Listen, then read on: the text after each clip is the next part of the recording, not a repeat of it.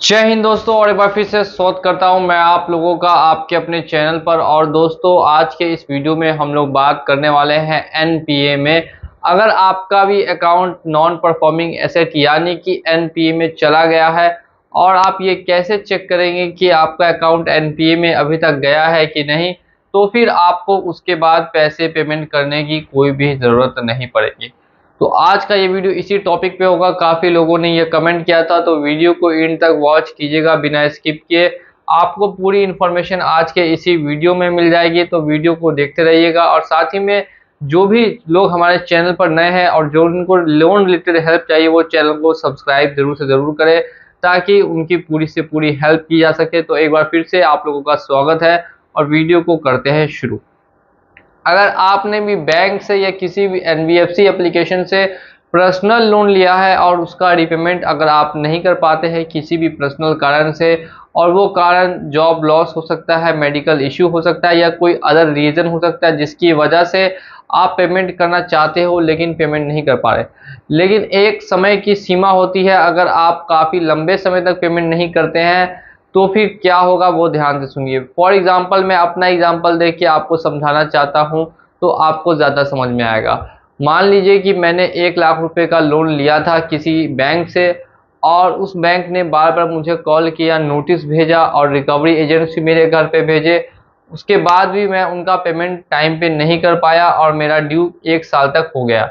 अब 1 साल ड्यू होने के बाद बैंक वाले क्या करते हैं कि इतना लंबा चौड़ा मेंटेन करना पड़ता है उनको अपना अकाउंट्स, इसीलिए जब देखेंगे कि मेरे पास से कुछ उनको फ़ायदा नहीं पहुंच रहा है, कुछ उनको प्रॉफिट नहीं पहुंच रहा है, तो फिर वो क्या करेंगे, मेरे अकाउंट को एनपीए में डाल देंगे। बार बार वो आपको बोलते होंगे मिनिमम ड्यू पेड करने के लिए। तो दोस्तों, ये मिनिमम ड्यू क्या होता है? मिनिमम ड्यू मतलब आपको सिर्फ और सिर्फ इंटरेस्ट रेट पे करना है, बाकी जो आपका लोन है फिर वो वैसे क्या वैसा ही रहेगा, उसमें कोई भी कटौती नहीं होगी। सिर्फ इंटरेस्ट रेट पे करने के लिए कहा जाता है, ताकि कुछ कुछ प्रॉफिट उनको होता रहे और आपका अकाउंट एनपीए में ना जाए।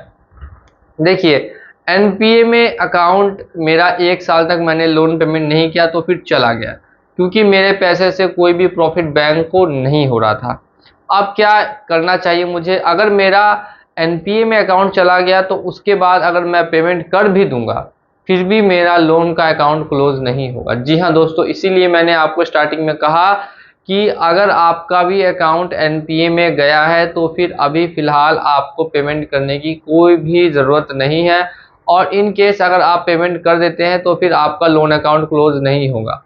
तो एनपीए में जाने के बाद कब तक एनपीए में रहेगा? क्या इसके बाद भी बैंक वाले परेशान करेंगे? तो बिल्कुल, एनपीए में डालने के बाद भी बैंक चाहती है कि उस पैसे की रिकवरी करना, तो वो फिर भी आपको थोड़े दिन परेशान कर सकती है। और अगर आपने जानबूझ के पैसा नहीं दिया है तो ऐसा बिल्कुल भी मत कीजिए। अगर आपके पास किसी तरीके से कंडीशन है तो बैंक वगैरह को मेल कर दीजिए कि इस कंडीशन की वजह से मैं पेमेंट नहीं कर पा रहा हूँ, लेकिन डायरेक्टली आप उनको मना नहीं कर सकते कि मुझे पेमेंट करना ही नहीं है, और आपको कुछ ना कुछ कारण देना होगा वहाँ पे कि आपने क्यों पेमेंट नहीं किया है।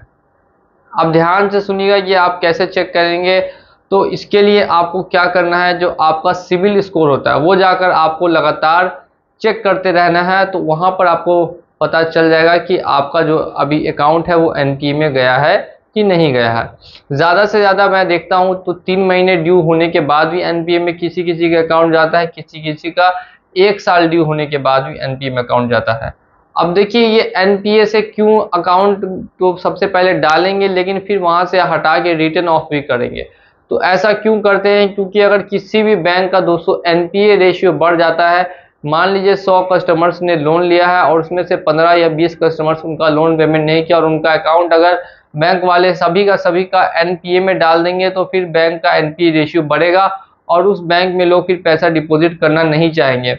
इससे उस बैंक को काफ़ी ज़्यादा नुकसान हो सकता है और वो बैंक बंद भी हो सकता है। इसीलिए यहाँ पर देखा जाता है कि एनपीए में जब लंबे समय तक अकाउंट जाएगा तो उसके बाद जो बैंक होती है वो छोटे छोटे लोन के अमाउंट को रिटर्न ऑफ कर देती है, यानी कि माफ़ कर देती है एनपीए में जाने के बाद। खासकर 6 महीने का समय लगता है और ये प्रोसेस कंप्लीट किया जाता है।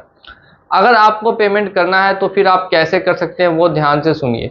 तो सबसे पहले तो आपको बैंक के मैनेजर को, या अगर एनबीएफसी एप्लीकेशन से लोन लिया है तो उसके मैनेजर को एक मेल करना होगा या फिर विजिट करके उनको बताना होगा कि इस प्रॉब्लम की वजह से आपने अभी तक पेमेंट नहीं किया था, लेकिन अब आप पेमेंट करना चाहते हैं, तो जो आपका अकाउंट अभी एनपीए में डाला गया है उसको फिर से पीए में डाला जाए, परफॉर्मिंग एसेट में डाला जाए, तभी आप उनका पेमेंट करें। अदरवाइज अगर आप उनका पेमेंट कर भी देंगे तो फिर आपका लोन का अकाउंट क्लोज नहीं होगा और बाद में आपको फ्यूचर में प्रॉब्लम होगी पैसा पेमेंट करने के बाद भी।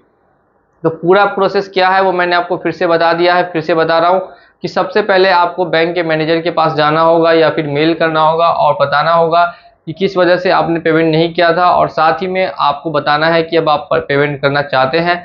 तो आपको बोलना होगा, रिक्वेस्ट करना होगा 2-3 बार कि जो आपका एनपीए में अकाउंट है उसको दोबारा से पीए में डाला जाए, और वन टाइम आप उसको क्लोजर कर सकते हैं पैसा पेमेंट करने के बाद।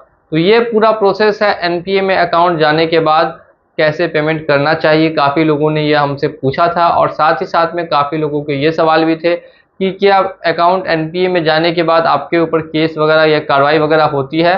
तो मैं आपको फिर से ये भी बात बता दूं कि अगर आपका अकाउंट एनपीए में है तो बस बैंक आपको परेशान कर सकती है पैसा रिकवरी करने के लिए। बाकी केस वगैरह और कार्रवाई वगैरह दोस्तों 99.99% केस में देखी नहीं जाती है। सिर्फ आपके पास एक वैलिड रीज़न होना चाहिए जो आप बैंक को बता दें कि जिस वजह से आपने अभी तक पेमेंट नहीं किया, बाकी किसी तरीके से दिक्कत नहीं आती है। और ध्यान रखें कि जो भी नोटिस आता है उसमें से कौन सा नोटिस आपको इग्नोर करना है, कौन सा नोटिस इग्नोर नहीं करना है। तो ये सभी जानकारियों के लिए हमारे चैनल को सब्सक्राइब करके रखेंगे, तभी आपको इन्फॉर्मेशन वाली वीडियोज़ हमारे थ्रू मिलती रहेंगी। तो इसी के साथ चलता हूँ मैं आज के इस वीडियो में, और उम्मीद करता हूँ कि वीडियो पसंद आई होगी। तो वीडियो को लाइक कीजिएगा और चैनल को सब्सक्राइब कर दीजिए। मिलूंगा अगली वीडियो में बहुत जल्द। जय हिंद, जय भारत।